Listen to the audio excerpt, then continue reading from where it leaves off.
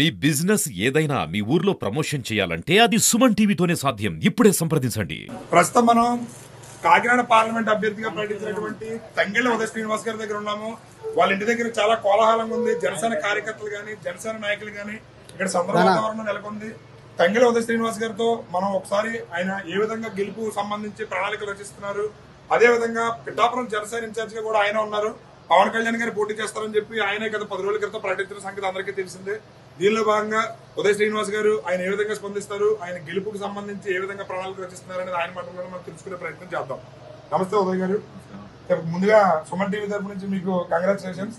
Kakinada parliament నియోజకవర్గ అభ్యర్థిగా కళ్యాణ్ గారు మిమ్మల్ని ఉదయ్ ఉంటాడని చెప్పి ప్రకటించాడు. అయితే పార్లమెంట్ కి సంబంధించి కాకినాడ నియోజకవర్గం సంబంధించి మీరు ఏ విధంగా ప్రణాళిక రచిస్తున్నారు? కాకినాడ పార్లమెంట్ అభ్యర్థిగా మిమ్మల్ని ఎన్నుకోవాలంటే ప్రజలు ఎందుకు ఎన్నుకోవాలంటే మీరు ఏ విధంగా స్పందిస్తారు? పవన్ కళ్యాణ్ గారు మా అధినేత, నా తమ్ముడు ఉదయ్ కాకినాడ అభ్యర్థిగా, ఉమ్మడి కూటమి అభ్యర్థిగా అంటే జనసేన, టీడీపీ, బీజేపీ ఉమ్మడి అభ్యర్థిగా కాకినాడ పార్లమెంట్ కి నన్ను ప్రకటించడం జరిగింది.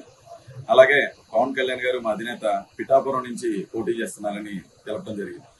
పిఠాపురం నుంచి పోటీ చేస్తానని చెప్పగానే స్థానిక నాయకత్వం కానివ్వండి, లేకపోతే ప్రతి గ్రామాల నుంచి యువకులు కానివ్వండి, మహిళలు కానివ్వండి తండాలుగా వచ్చి జనసేన పార్టీలో జాయిన్ అవడం జరుగుతుంది.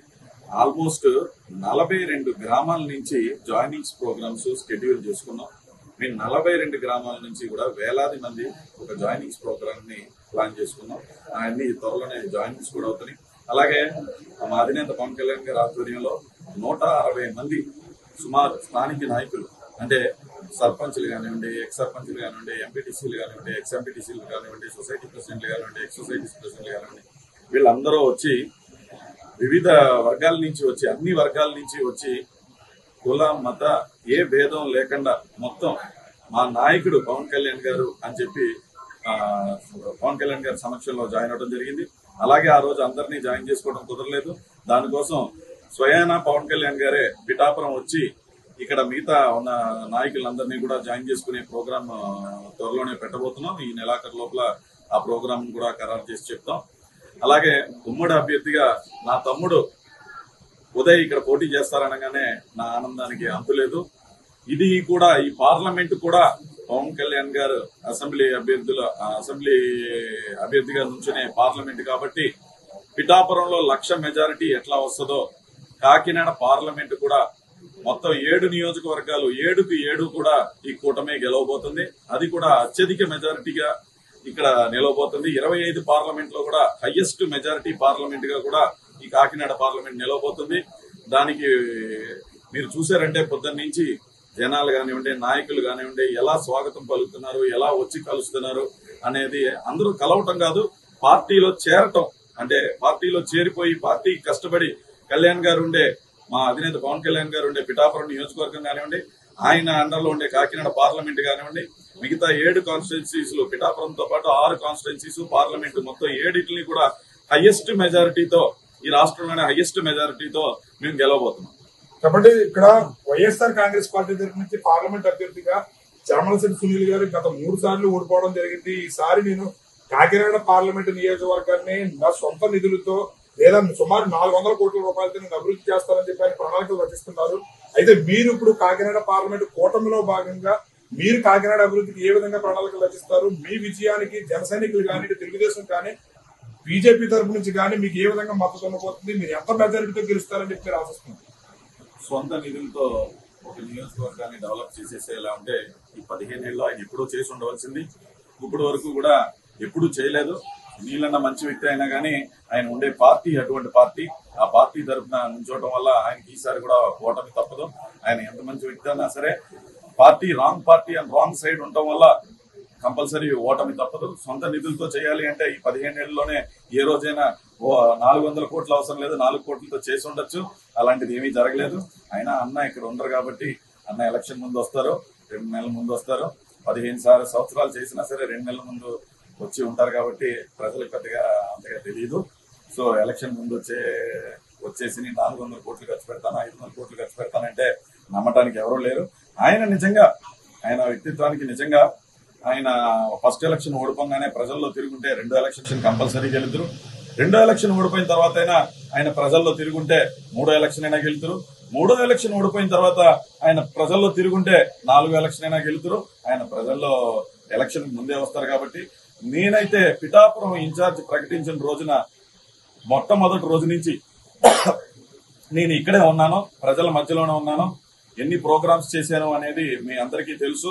రైతుల పక్షాన పోరాటం కానివ్వండి, అంగన్వాడీ టీచర్ల గురించి కానివ్వండి, జాబ్ మేళాలు కానివ్వండి, లేకపోతే ఊర్లో జాయినింగ్స్ కానివ్వండి, గడప గడపకి తిరగటం కానివ్వండి, అన్ని విధాల ప్రోగ్రామ్స్ ప్రతిరోజు నేను అనౌన్స్ చేసిన ప్రతి రోజు నుంచి నేను మొత్తం అన్ని వదిలేసి, నాకున్న చిన్న వ్యాపారం అయినా సరే, నా ఫ్యామిలీనైనా సరే అన్ని వదిలేసి నేను ఇక్కడే ఉండి, నేను ఇక్కడికే షిఫ్ట్ అయిపోయి నేను ఇక్కడే ఇల్లు కట్టుకోబోతున్నాను.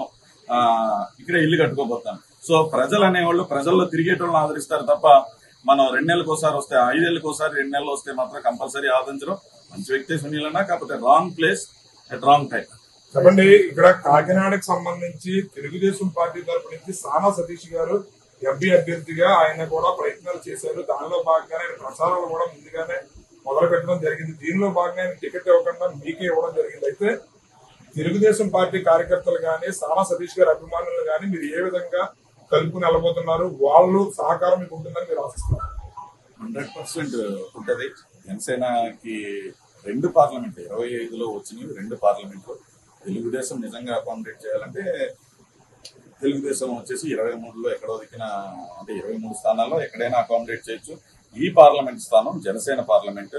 ఇది 2 పార్లమెంట్లో, ఒక పార్లమెంట్ ఆల్రెడీ అధినేత ప్రకటించారు, 2వ పార్లమెంట్ ఎక్కడ అనేది కూడా మా అధినేత ప్రకటిస్తారు. సో ఎవరు వచ్చినా సరే ఈ కూటమి నుంచి మొత్తం అందరినీ మేము కలుపుకుని వెళ్లే విధంగానే, సానా సతీష్ గారు కూడా మంచి వ్యక్తి, ఆయన కూడా కలుపుకుని వెళ్ళేదంటే మేము. నెక్స్ట్ పిఠాపురం నియోజకవర్గం నుంచి పవన్ కళ్యాణ్ గారు పోటీ చేస్తారని ఆయన ప్రకటించారు. ప్రస్తుతం మీరు పిఠాపురం జనసేన ఇన్ఛార్జ్ ఉన్నారు. అయితే అటు అధికార పక్షమైనటువంటి వైఎస్ఆర్ కాంగ్రెస్ పార్టీ 3 మండలాలకి 3 ఇన్ఛార్జీలను ప్రకటించి అటు వంగా గీత గారు ప్రచారంలో దూసుకుపోతున్నారు. అదే విధంగా నేను కాపు ఆడబిడ్డని, కాపుల మద్దతు కూడా నాకే ఉంటుంది, నాకు బీసీలు, ఎస్సీలు, ఎస్టీలు అన్ని వర్గాల మద్దతుతో నేనే అత్యధిక మెజారిటీతో గెలవబోతున్నానని చెప్పి ఆవిడ ప్రచారంలో దూసుకుపోతున్నారు. ఇటు జగన్మోహన్ రెడ్డి గారు పవన్ కళ్యాణ్ గారిని ఎట్టి పరిస్థితుల్లోనే అసెంబ్లీకి పంపించేది లేదు అని చెప్పి ఆయన ప్రణాళికలు రచిస్తున్నారు. మీరు చూస్తే గత 10 రోజుల నుంచి జనసేన పార్టీ తరపు నుంచి ఏ విధమైన కార్యక్రమాలు లేవు, పార్టీ స్తబ్దుగా ఉంది. మీరు జనసేన కార్యకర్తల తరపు నుంచి జనసేన నాయకులకి, జనసేన కార్యకర్తలకి మీరు ఏ విధంగా భరోసా ఇవ్వబోతున్నారు? జనసేన అధినేత పవన్ కళ్యాణ్ గారిని ఎంత మెజారిటీతో గెలిపించుకోబోతున్నారు? జనసేన పార్టీ ప్రోగ్రామ్ వచ్చేసి 160 మంది స్థానిక నాయకులు డైరెక్ట్ గా ఇక్కడి నుంచి వెళ్ళి మంగళగిరిలో సార్ వచ్చే వరకు కూడా వెయిట్ చేసే పరిస్థితి లేక, ఇక్కడి నుంచి వైసీపీ నుంచి వచ్చి మంగళగిరి వెళ్ళి జాయిన్ అయిపోతాం, సార్ వచ్చేంత వరకు కూడా వెయిట్ చేసే పరిస్థితి లేదు అని చెప్పి అక్కడికి వచ్చి జాయిన్ అయిపోయారు. అండ్ వాళ్ళందరూ కూడా ఇప్పుడు ప్రజల్లో మమైకమై తిరుగుతున్నారు. అలాగే అంత గెలుపుకి అంత ధైర్యం ఉంటే మండలానికి ఒక అధ్యక్షుడు ఎందుకు? 3 కాదు 30 మందిని తెచ్చుకోమనండి, 30 మందిని కాదు 300 మందిని తెచ్చుకోమనండి, 300 మంది కాదు జగన్మోహన్ రెడ్డి గారిని ఇక్కడికి వచ్చి పోటీ చేయమనండి. ఎవరు వచ్చి పోటీ చేసినా మెజారిటీ మీరు చూస్తే 1,00,000 మెజారిటీ అని చెప్పి మీరు అంటున్నారు. ద్వారంపూడి చంద్రశేఖర్ రెడ్డి గారు, పవన్ కళ్యాణ్ గారు పారిపోయి పిఠాపురం నుంచి పోటీ చేస్తున్నారు. దమ్ముంటే కాకినాడలో పోటీ చేయని చెప్పి ఆయన సవాల్ ఇస్తున్నారు. అదే విధంగా ఇటు 3 ఇన్ఛార్జీల్లో కూడా ప్రకటించి గట్టిగానే ఇది చేస్తారు.